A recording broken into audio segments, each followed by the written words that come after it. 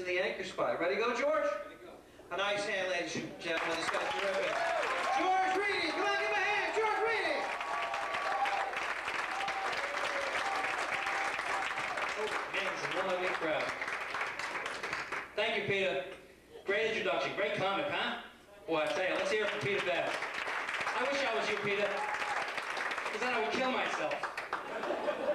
Actually, no, he's been very instrumental in helping me become a bigger asshole than I was 6 weeks ago.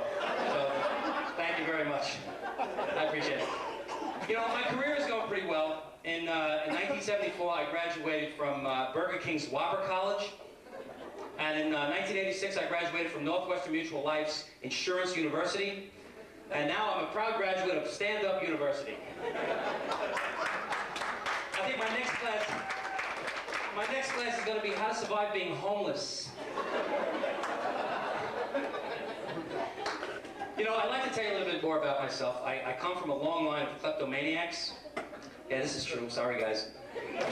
But a couple of my aunts and my grandmother were arrested in the mid-'60s for stealing. Now, they didn't take anything that wasn't nailed down. I was 15 before I found out I didn't have an uncle named Howard Johnson. Can you believe that? I actually live in a house that my grandmother stole. You can imagine that. Yeah, they didn't call her Slip and Fall Franny for nothing. Come on. You know, they left me this legacy. You think they could have been good at it. And one of my aunts was caught taking a TV, a portable TV from Sears. You know what she says to the security guard? Everything under my blouse is paid for. I'm like, what kind of excuse is that? So I'm glad that gene didn't filter down to my generation. I'll tell you that. How much time do I have left?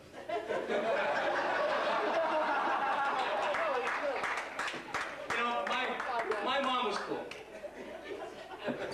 My mom was cool. She was, in fact, she smoked cools.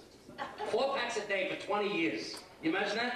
I mean, the smoke was like this. The smoke used to get so bad when I was a kid, just to go into the bathroom, I'd have to stop, drop, and crawl. It was unbelievable. And everything was about cigarettes. Everything was about cigarettes. And I say to my mom, I go, "Ma, can I stay up late tonight?" She goes, "Yeah, if you run into the kitchen and get my cigarettes." And then in the morning, I say, "Ma, can I stay home from school today?" She goes, "Yeah, if you run to the deli and get me a pack of cigarettes." And then in June, I'd say, "Ma, you mad at me for failing 6th grade?" She goes, "I will be if you don't go to Bohacks and get me a carton of cigarettes. And don't forget the matches." But I gotta tell you, the worst thing my parents ever did to me was not pay attention to me. I mean, it was... I'm all right. Wait, just a moment. Oh, okay. No, they do things like, you know, I come home from school and I'd say, hey, Ma, I got a 65 on my math test today." She'd go, "Yeah, sure, right, George." Or I go, "Hey, Dad, look what I made in shop class today." "Oh, yeah, sure, right, George, yeah." So after a while, I knew they weren't paying attention to me, so I'd play games with them, and they weren't very hip. So I go, "Hey, Ma, I dropped acid today." She'd go, "Oh, that's good, George, yeah, just make sure you pick that stuff up." I couldn't win. I couldn't win. But I gotta tell you, I was having sex this morning. And I'm thinking to myself, how great is this? You know, maybe I shouldn't be alone. But you know, kids know everything about sex, and much more than we did when we were kids, right? I mean, come on. My 10-year-old comes up to me last week, and he says, "Hey, Dad, I learned how babies are made in school today." I go, "Really?" I said, "Would you care to share this with me?"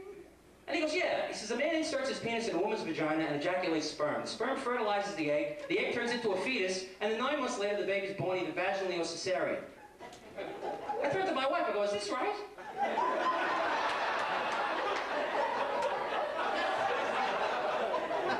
I said, "Forget all that mumbo jumbo, just fuck her."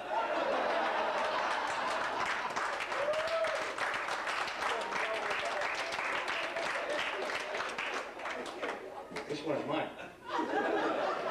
That wasn't it.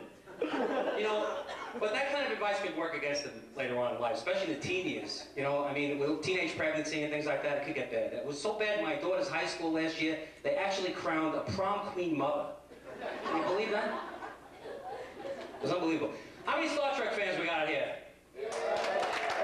All right, there you go, Star Trek. Live long and prosper. You know, in the early shows, they used to do it like this. The censors didn't allow that, so. But how would you like to see this? Captain Kirk and his gay cabin boy beam up from a planet, all right? And there's a transporter malfunction, and their molecules get all scrambled up, and now Captain Kirk is gay. Here's how it would go.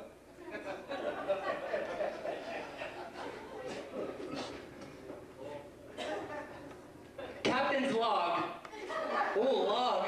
I never sounded so good. Stardate 3535.69.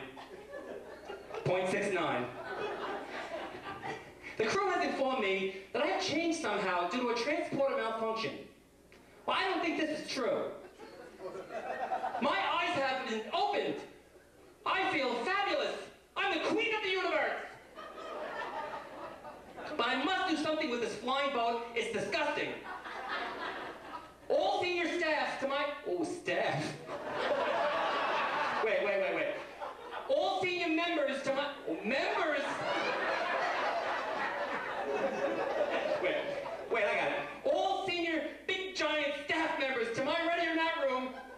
Okay, now listen up, people. We have to make some changes with this ship. It's gross.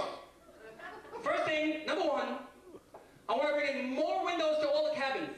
We must get more starlight in this place. It's very drab, very drab. Secondly, I want all the food replicators to start serving hazelnut cappuccino.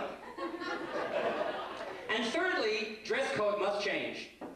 I want the women to wear sweatshirts and slacks, and I want the men to wear red alert towels and a smile.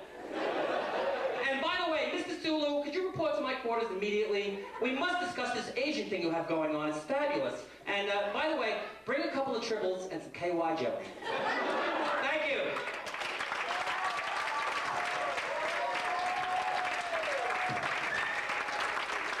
George Rini, come on, give him a hand. Let him hear it. George Rini.